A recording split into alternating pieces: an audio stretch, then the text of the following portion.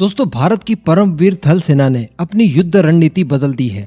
वैसे तो भारत की थल सेना की रणनीति बड़ी ही शानदार रही है और बड़े ही पराक्रमी सैनिक हैं हमारी थल सेना में। हमने 1971 में देखा 93,000 सैनिकों को सरेंडर करवाया और हमने रिसेंटली गलवान में भी देखा किस तरह से चीनियों को गोलगप्पे खिलाए, भाई मजा आ गया। लेकिन फिर भी एक मॉडर्नाइजेशन की तरफ हमारी थल सेना बढ़ चुकी है और अब थल सेना की तरफ से जिस तरह का निर्णय लिया गया है यकीनन वो काबिले तारीफ है। इससे न केवल पैसा बचेगा बल्कि भारतीय थल सेना की जो फायर पावर है वो कई कई गुना बढ़ जाएगी और काम घंटों का जो था वो अब मिनटों में हो जाएगा और एक साथ कई सारे लक्ष्यों को भारतीय थल सेना अब डिस्ट्रॉय कर पाएगी और वो भी बिना किसी नुकसान उठाए। क्या चीज है आगे मैं आपको वीडियो में बताने वाला हूँ। बस आप भारतीय थल सेना के लिए नीचे कमेंट बॉक्स में जय हिंद जरूर लिख दीजिएगा। तो दोस्तों, एक कंपैरिजन आप कीजिए। जो हम लोग अमेरिका से 30 की संख्या में MQ-9 प्रेडिएटर ड्रोन खरीदने वाले हैं जिसकी कीमत आने वाली है $3 बिलियन, जिसमें 30 की संख्या में हमें MQ-9 प्रेडिएटर ड्रोन मिलेंगे। 10 दिए जाएंगे भारतीय नेवी को, 10 एयरफोर्स को और 10 की संख्या में दिए जाएंगे थल सेना को। केवल 10 की संख्या में ड्रोन लेने के लिए भारतीय थल सेना को खर्च करने होंगे $1 बिलियन। लेकिन आपको जानकर बड़ा आश्चर्य होगा कि जो हमने INS विक्रांत बनाया उसके लिए जो टोटल लागत आई वो थी $2.9 बिलियन। यानी हमारे INS विक्रांत से भी ज्यादा महंगे ये 30 अमेरिकन ड्रोन्स थे। तो कहने का मतलब इस तरह के UAVs को इस्तेमाल करना छोटी मोटी बात या मजाक बात बिल्कुल भी नहीं है।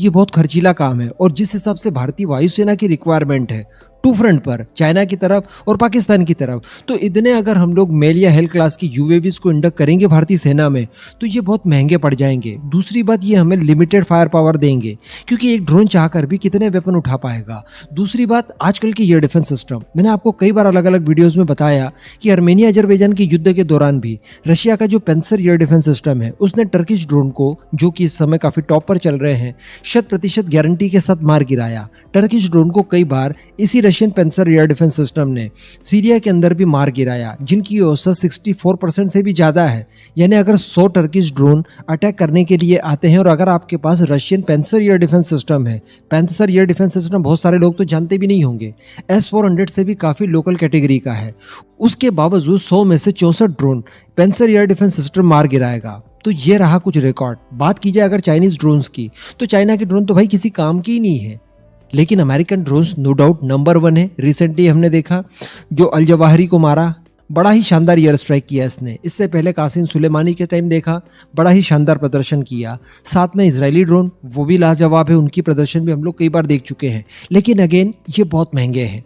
इनके बजाय हम लोग कोई ऐसा ऑप्शन देखें जो कि कम से कम लागत पर भारत की ज्यादा बड़ी रिक्वायरमेंट को पूरा कर दे। इसके लिए भारतीय थल सेना एक्वायर करने जा रही है स्वदेशी स्वार्म ड्रोन्स। जी हाँ, वही ड्रोन्स जो कि झुंड में चलते हैं। कई सारे ड्रोन्स एक साथ जाकर दुश्मन के ऊपर अटैक करते हैं। इनके लिए अलग अलग चीज़ें भी तैयार की जा रही है। इनमें आर्म्स एंड एमुनेशंस को इंटीग्रेट करने की कोशिश की जा रही है, अलग अलग छोटे छोटे वेपन्स इनमें इंटीग्रेट करने की कोशिश की जा रही है ताकि ये और भी ज़्यादा लीथल हो। दूसरी बात, ये डिफेंस सिस्टम के बस की बात नहीं है कि इन्हें मारकर गिरा दे। खासकर जो हमारे 2 पड़ोसी हैं, ये आने वाले 10 साल भी स्वार्म ड्रोन्स को काउंटर करने के लिए कैपेबल नहीं होंगे, मैं लिख कर दे सकता हूँ। ये छोटे साइज के ड्रोन बड़ी आसानी से आपके रडार सिस्टम और एयर डिफेंस सिस्टम को चकमा दे सकते हैं और छोटे छोटे होते हैं। तो इसका एडवांटेज ये है कि एक तो कीमतें काफ़ी कम हैं, स्वदेशी हैं, तो भारत का पैसा भारत में रहेगा। दूसरी बात, एक साथ आप कई सारे अटैक कर सकते हैं। मान लीजिए किसी दुश्मन के सैन्य बेस पर आपको अटैक करना है जिसमें कई सारे इक्विपमेंट उनके इंस्टॉल्ड हैं, तो आप किसी एक ड्रोन का इस्तेमाल करेंगे मेल क्लास का, तो सोचिए उसमें कितनी दिक्कतें आएगी। वो पर्टिकुलर किसी एक टारगेट को अटैक कर सकेगा, पूरे सैन्य बेस को वो अकेला एक ही मिसाइल मारकर या 2 मिसाइल मारकर तबाह नहीं कर सकता।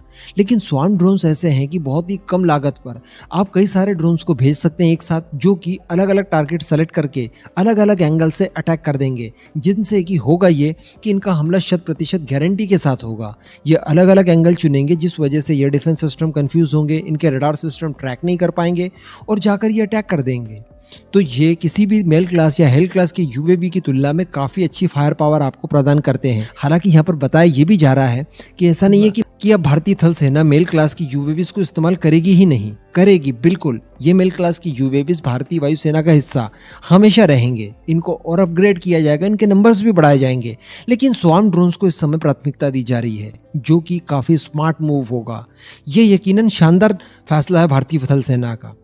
आप कम से कम खर्च करके एक इफेक्टिव वेपन ले रहे हैं और दूसरी बात आपकी बड़ी रिक्वायरमेंट को भी पूरा कर पा रहे हैं, जो कि हेल क्लास या मेल क्लास के यूएवीज के चलते आप अपनी रिक्वायरमेंट को पूरा नहीं कर सकते थे। अब दोस्तों इस पूरे मुद्दे पर आपका क्या मानना है, नीचे कमेंट करके जरूर बताइएगा।